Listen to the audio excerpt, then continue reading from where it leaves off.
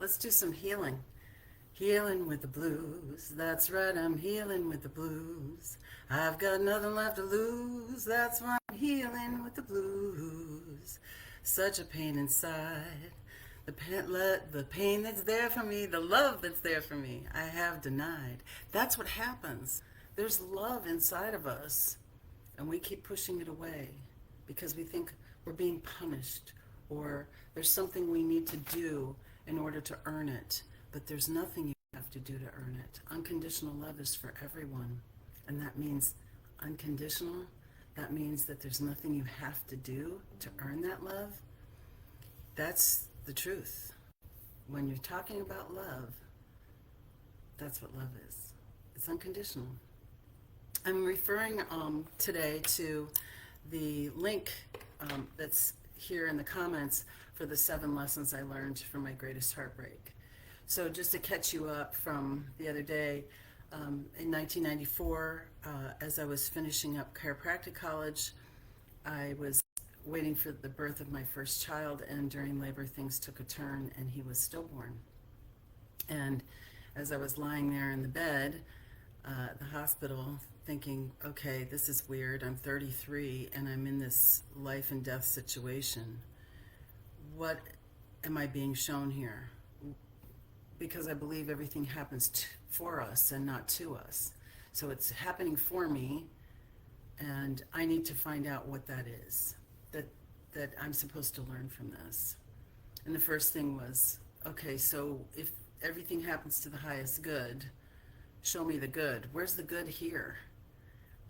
And the good was sitting right next to me, was my husband, who was nurturing me and supporting me and loving me and guiding me as I went through this horrifying experience. And then as things started to move forward, there was more wonderful things that showed up. So go watch part 1 from Thursday, and I talk about those things too. But one of the things that came out of that was learning what grief really is. And it's not a punishment. You're not being punished. You're being in front of a door that's open for you to do deeper healing. And that might not be true for everybody. They might not think that way. But this is the way that you can actually grow from the situation that you're in. And it doesn't have to be a big trauma like what I went through. It could be some small traumas too. It could be some small griefs. But grief is really the imprint of where love has been. So it gives you a good idea that if you're in deep grief, you are in deep love too. And also, when we don't allow ourselves to experience the feelings of grief, experience our feelings, and we try to shove them down and shove them away, they're not going to really go away. They're going to be right in front of us all the time, so that when some other thing happens, it feels like all of it comes together because it all wants to be released.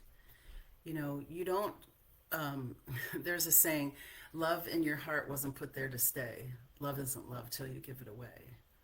And when you don't allow yourself to feel the love that you have inside, like I said in the song, there's a thing that happens where you can't fully love other people.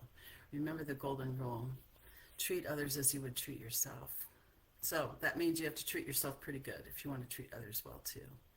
And you're always training people how to treat you by the way that you treat yourself. So if you don't think highly of yourself, if you let people walk all over you, you're training them how to treat you. And if you have children, they're seeing that too. So what's the cost of not dealing with these feelings? The cost is you hand it down to your offspring. The cost is you're training people to treat you that way. So when you start to really release these negative feelings, we call them subconscious emotional memories that override present time. Subconscious emotional memories. That's a big mouthful to say, so I'm going to put it in the comments if I can type. Sometimes typing and talking are not mutually helpful. Subconscious emotional memory override. that means that there's a subconscious memory that you don't realize is happening because it's subconscious. And it's overriding what's happening in present time. This is how PTSD can show up, where something is happening and there's an overreaction to what's going on because it's actually something from the past that the person is responding to. It's a memory. So we're talking about how that happens in physiology because it really isn't a blame or shame situation. Healing and disease is normal physiology. But what if it's stuck and it can't move forward? I'm going to see if I can share my screen because there's something, I don't know. I'm not very good at sharing screens on Facebook, so maybe we'll just skip that. But I think what's really cool is that you can actually learn a lot from a grief experience. And if you let in what's there for you and you say, show me the good's going to show up. For me, it was a lot of different things, but one of the main things that happened was a healing experience in the tent stage with the Mississippi Valley Blues Festival in Davenport, Iowa, and listening to the Blind Boys of Alabama. And I had a healing in that tent stage and came out different than when I went in because I could feel waves and waves of love flowing through me. So I want to just remind you that asking for what you want is perfectly okay. Do it out loud if you can. Say, this is what I want. I want healing for this experience. I want to know what the good is here. Show it to me. I'm ready to see. And I think we got up to number 4 in part 1. This is the 7 lessons I learned from my greatest heartbreak. And number 5, we're on, don't let the what ifs steal your life. Because when you say, what if this happens? What if that happens? What if something negative happens? Because something negative did just happen. You start to line up your negative experience and your positive experience. And it can really become a terrible pattern. So let me explain. I was supposed to have a beautiful baby boy. I had a stillborn baby. Something great's supposed to happen, something negative happens. Now every time something great happens, I'm expecting the negative to happen. So I'm in expectation of that. And that's not where we want to be. We don't want to be in expectation of the shoe falling, right? That when's the next shoe going to drop? Right? We don't want to be in that space because it doesn't bring into us what we actually want. It's a pattern that's subconscious, created by the memory of something negative happening. So we want to separate those things. We always want to remove the emotion from the experience. That's what we're doing in healing. And that's what you do when you have a good cry. You're going ahead and letting that feeling come out.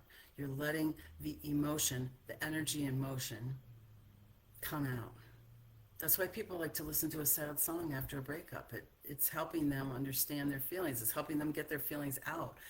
Because in our culture, and many cultures, we're not allowed to show our feelings. That's a holdover from the colonizers, I'm sure. Because showing your feelings was supposed to be weakness, and it's not. Showing your feelings and having feelings and acknowledging your feelings is actually strength, because you can do that and allow yourself to heal.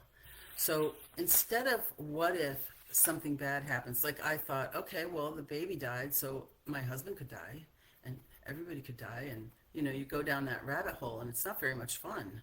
It also keeps you in fear, which is a negative physiology. Fight or flight, your digestion shuts off, your immune system shuts off.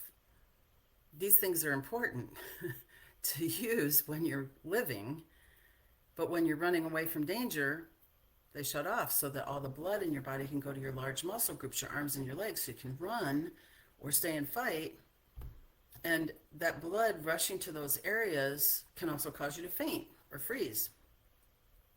So we don't want that in our regular life. We want to have our bodies working for us. So in rest, digest, and heal, you have the blood going to the center of your body to let your organs work, digest your food, elimination, to increase the power of your immune system. So this is why it's important to have those negative feelings dealt with. That's what I do when I'm working with people, is we detach the emotion from the experience so that they don't have to relive it over and over and over again. It's very simple, it's very easy, it's not forceful at all. So don't let the what ifs steal your life. Find your healing language. Find your healing language. Mine is singing the blues. And there's lots of different kinds of blues. They're not all sad songs. Some songs are happy. Some songs are revenge songs. Some songs are experience songs where you just want to experience what we're talking about in the song.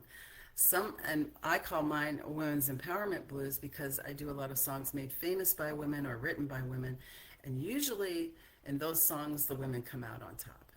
So we want to boost what's happening in our lives and give us some power and take our power back from where we've left it behind.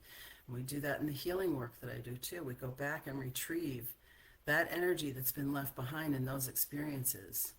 It's not difficult to do. You just need a guide to do it. And if you've never done anything like that before, it's important to have somebody guide you that knows what they're doing, that's had lots of experience. And I've been doing healing for over 35 years, almost 40 years now. And that makes me feel really old when I say that. But it's true. I mean, you have to have some experience in order to help guide people. So I don't say I'm a healer because I'm doing the healing. I'm the healer GPS. I'm helping you turn right, turn left, go to the direction that you need to go to allow yourself to have the healing happen. So you're doing the healing. I'm just guiding you how to do that. And finding your healing language. Maybe for you it's cooking. Maybe it's writing. Maybe it's something you do with your hands, like sewing or working with textiles or yarn or whatever it is. Sometimes those things are really the meditation that leads us to being the creative person that we really are. Because negative emotions shuts down creativity. They can't really occupy the same space. You don't have to be a starving artist. You could be an artist that's well fed, and that's okay too. So finding your healing language. Maybe it's more spiritual pursuits that you haven't actually gone after but have always wondered, I wonder what that's like. And you start to see doors open because you're starting to pursue what's interesting to you. That's really important, to pursue what you're interested in, to allow yourself to look for the things that give you life. So for me, it was singing blues, because I tried singing hymns and I cry all the time when I sing hymns because my heart is tender for that. And that love that comes through when I'm singing those hymns makes me cry. Very difficult to cry and sing at the same time. Okay, so number 7, right here. Share your story. Share your story. Because when you share your story, not only are you telling people what's been happening to you, but you're also giving them permission subconsciously to share their story, to know that their story is okay to tell. And I would recommend that you find a way to share your story that is uplifting. So it's not the story of all these terrible things that happened to me. It's the story of how I got through that and what happened as a result of that. I became more empathetic to people who had suffered loss. I was now in a club I really didn't want to belong in, but there's 60,000 stillbirths a year in this country. And we all know the medical system is completely flawed here, because that's not the truth for other countries. So I want to just remind you that you have a story. And your story is important, and it's okay for you to share it. And if people don't want to hear it, share it with somebody who does. Because sharing your story is the way that It's the container that we live in. So I have a story about, several stories about the stillbirth of our son, Edward Oliver. I have a story about how we met. I have stories about how the children were raised, because I had two bonus daughters from my husband. And I have a story about sharing with them how we had to tell them about their baby brother not coming home. I have to find all these stories, and that's the container that we live in. So what's the story you want to share? Is it the story of how you went down and didn't get back up? I don't think so. I think it's the story of how you healed. And that story is ongoing. And it never really ends until we're done and we move on and we pass on to the next thing, and we're all going to do it. So what's the story you want to tell? Because your story is important, not just to you, but to the people who love you, the people who are rooting for you. And you may not even know exactly who that is yet, but that's okay. Because as you start to clear away this debris, when you listen for the bigger story, what's the big picture here? This isn't just about pain. It's just not always about punishment. In fact, it's never about punishment. It's about, how can I love myself through this? Your reaction to what's happening is your power. Your reaction is your power. How am I going to react to this? Am I going to blame and shame and feel guilty? Or am I going to rise above that and see where the good is in here? How is asking for help and then having it show up and say yes to it? That's another way that we allow ourselves to heal. And it doesn't matter how it shows up. Don't get all specific about how you want your healing to show up. Just ask for it and see what shows up. Very, very important for you to do that. And then look for signs. The signs are there. They're everywhere. And I talked about that in part 1. The blue balloon floating by our window. The dog picking up a little lamb that we had in our cradle and setting it at my feet. A dog that was like practically feral doing that. There are signs everywhere to comfort you, to help you feel connected to the source of all that is. And don't let the what ifs steal your life, unless you're saying things like, what if I live happily ever after? What if I get everything I want? What if everything lines up so that my healing is complete? What if I say yes to assistance and allow myself to be guided? Those are good what ifs. Find your healing language. Find what is keeping you in that mode of healing. What's helping you to detach the negative feelings from your experience. Find that healing language, whether it's blues or maybe it's writing or maybe it's poetry. Allow that to come through and share your story. But make sure that when you share your story, it ends on a high note. Make sure that you have followed it all the way through to where you come out on top. That's the main thing. And I really want to thank you all for listening to this. If you would like more information, I have a Claim Your Power session that I would love to share with you. This session is completely complimentary. You don't have to think about getting sold anything. It's all about you. And so you can go to that link that I put in there, oncehub.com, claim your power, and schedule a 25-minute session with me that's going to be all about you and what you need and what works for you. So, healing with the blues. That's right, I'm healing with the blues. I've got nothing left to lose. That's why I'm healing with the blues. Such a pain inside. The love that's there for me, I have denied. I've never had the blues this long, this deep, this wide. And so I'm healing with the blues. It's been my pleasure to speak with you today. And you can join our group, Healing with the Blues, on Facebook, where we have lots more to share with you. Much love, many blessings. Thank you so much. Have a great day.